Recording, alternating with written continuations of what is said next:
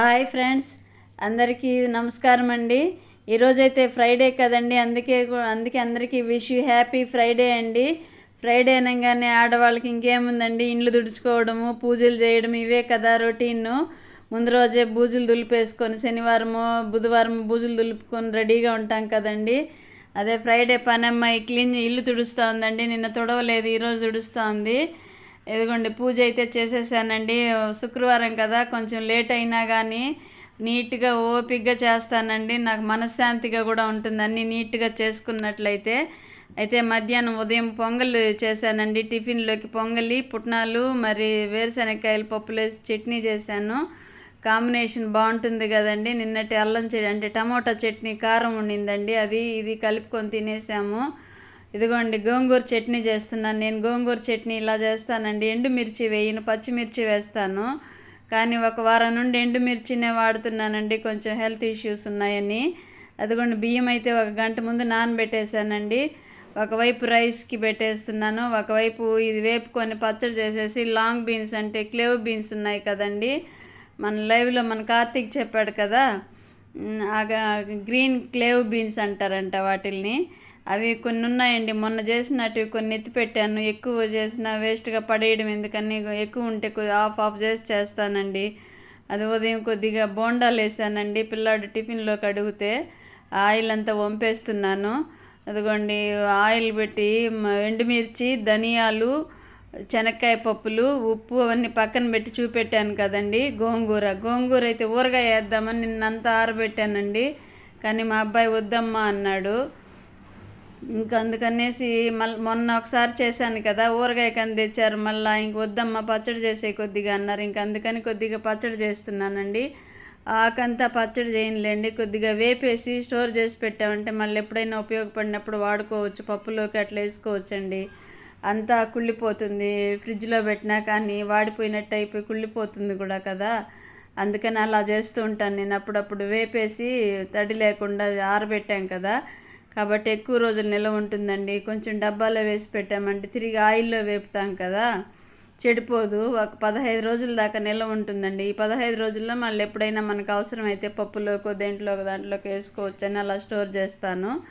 అయితే అందులో సగం ఆకుకి మసాలాలండి, నేను ముందు చూపించిన మసాలాలన్నీ. అంటే మసాలాలు అంటే ఏం లేదండి, ధనియాలు, ఎండుమిర్చి, జీలకర్ర, మరి శనక్కాయ పప్పులు క్వాంటిటీ మితంగా చూసుకోవాలండి, అప్పుడే టేస్ట్ అనేది వస్తుంది గోంగూర పచ్చడి. ఇంతకుముందు కూడా ఒక వీడియో పెట్టున్నానండి, గోంగూర పచ్చడితో వ్లాగు. పిల్లలైతే చాలా ఇష్టంగా తింటారండి, ఇంట్లో వాళ్ళందరూ కూడా ఇష్టంగా తింటారు. రాగి ముద్దలోకి సూపర్గా ఉంటుందండి గోంగూర పచ్చడి, మరి రాగి ముద్ద. మా అత్తగారు అయితే శనక్కాయ పప్పులు వేయరు, ఉట్టిగా ఈ గోంగూర పచ్చడితో ఇవే వేసేస్తారండి. గోంగూర, ధనియాలు, జీలకర్ర, ఇంగు అవన్నీ వేసి పచ్చడి చేస్తారు. ఎండుమిర్చి వేస్తారు పచ్చడి కావిడ, పచ్చిమిర్చి వేయరు. అయితే నేను ఈరోజు మా అత్తగారు, ఈ మధ్య వారం రోజుల నుంచి నేను కూడా మా అత్తగారిని ఫాలో అవుతున్నా. పచ్చిమిర్చి అంటే ఆమెకు ఇష్టం ఉండేది కాదు, ఎండుమిర్చి అంటేనే ఇష్టం. వంటలన్నిటిలోకి ఎండుమిర్చి వాడేవాళ్ళండి వాళ్ళు. ఆమెకు నచ్చినట్టు అప్పుడు ఆమె చెప్పినట్టు వినేదాన్ని. ఇప్పుడైతే నా హయాం వచ్చేసి కూడా, నా కోడల హయాం కూడా వచ్చేసింది ఇప్పుడు. కాబట్టి ఎండుమిర్చి అంటే కొద్ది రోజులు ఎండుమిర్చి వాడదాము, పచ్చిమిర్చి అవాయిడ్ చేద్దామని తెప్పించాను. ఎండుమిర్చి వాడుతున్నానండి. చాలా టేస్ట్గా కూడా ఉంటుందండి అనుకుంటాం, కానీ ఎండుమిర్చి టేస్ట్ వేరే, పచ్చిమిర్చి టేస్ట్ వేరే. కానీ రెండు రకాలుగా ఏది వేసినా కానీ గోంగూర పచ్చడి సూపర్ టేస్ట్గా వస్తుందండి. పచ్చళ్ళు కొన్ని కూరలు నేను బాగా చేయగలుగుతానండి, అది నా నమ్మకము. మరి తినేవాళ్ళు, మన ఇంట్లో వాళ్ళు చెప్పాలి కదా. ఒక్కొక్కసారి బాగుందంటారు, ఒక్కొక్కసారి బాగలేదు మమ్మీ బాగలేదు అంటూ ఉంటారు మా వారు కూడా. అంటే ఒక్కొక్కసారి ఒక్కొక్కలాగా వస్తుంది కదండి వంటలు, ప్రతిరోజు కరెక్ట్గా రావాలని లేదు కదా.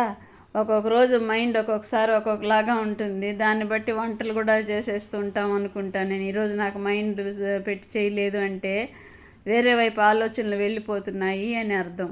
దాన్ని బట్టి వంట కూడా అలాగే తయారవుతుందండి. కాకపోతే వంటలు చేయడం అయితే నేను బాగానే చేస్తాను అనే నమ్మకం నాకుంది, సెల్ఫ్ కాన్ఫిడెన్స్ ఎక్కువ కొంచెం నాకు. కాబట్టి అదిగోండి ఆయిల్ సాలలేదండి, బాగా ముదురాకు, ఇంక వాటర్ వేయకుండా వేపుదామనేసి ఆయిల్లోనే వేపుతా ఉన్నానండి. నిలవ పెట్టాలి కదా కొంచెం గోంగూర కూడా, అంత వేస్తే మిగిలిపోతుందండి, వేస్ట్ అయి పడేయడం ఎందుకు అని కొద్దిగానే వేస్తున్నాను. అందులో హాఫ్ వాడతాను, హాఫ్ ఎత్తి పెట్టేస్తానండి. ఊరగాయకి ఎప్పుడన్నా ఊరగాయో లేదంటే ఇంకేదో చేసుకోవచ్చులే అనుకుంటున్నానని చెప్పాను కదా. ఇదిగోండి గోంగూర వేగిపోయిన తర్వాత చల్లారబెట్టి మిక్సీకి వేయాలండి. పచ్చళ్ళకి ఏవైనా కానీ వేడి మీద వేసామనుకోండి జిగురు జిగురుగా అయిపోతుంది, పచ్చడి టేస్ట్ బాగోదు. కొందరు వేడివేడిగానే వేసేస్తుంటారు కదా, పచ్చళ్ళు ఎప్పుడూ కూడా అలా వేయకూడదండి. అంటే నాకు తెలిసిందేదో మీకు చెప్తున్నాను, మీరు వేరే పద్ధతిలో చేస్తూ ఉంటారు కదా. ఎవరెవరు వంటలో అమ్మ దగ్గర నేర్చుకున్న ఇద్దరు కూతుర్లు ఒకే రకంగా కూడా చేయరు చూడండి. అంటే ఒక్కొక్కరు నేచర్ని బట్టి, ఒక్కొక్కరు అలవాట్లను బట్టి వాళ్ళు చేసే వంటలు కూడా తయారవుతాయి అనుకుంటాను నేను. అంటే నా ఆలోచన పరిధి అలా ఉంటుంది. కాబట్టి ఇదిగోండి ఉప్పు, ఎండుమిర్చి, ధనియాలు, జీలకర్ర అన్నీ వేసానండి. జీలకర్ర మళ్ళీ వేసాను, మసాలా డబ్బాలు మర్చిపోయాను, మళ్ళీ గుర్తొచ్చేసానండి. అప్పుడప్పుడు మర్చిపోతూ ఉంటానండి కొన్ని. ఇదిగోండి పచ్చడి అయితే చల్లారబెట్టి మిక్సీకి వేసేసానండి. ఇందులో ఆనియన్స్ కంపల్సరీ ఉండాలండి. మా వాళ్ళకి ఏ పచ్చడి వేసినా కానీ ఆనియన్స్ కంపల్సరీగా ఉండాలి. నచ్చినట్లయితే ఒక లైక్ అండ్ షేర్ ప్లీజ్.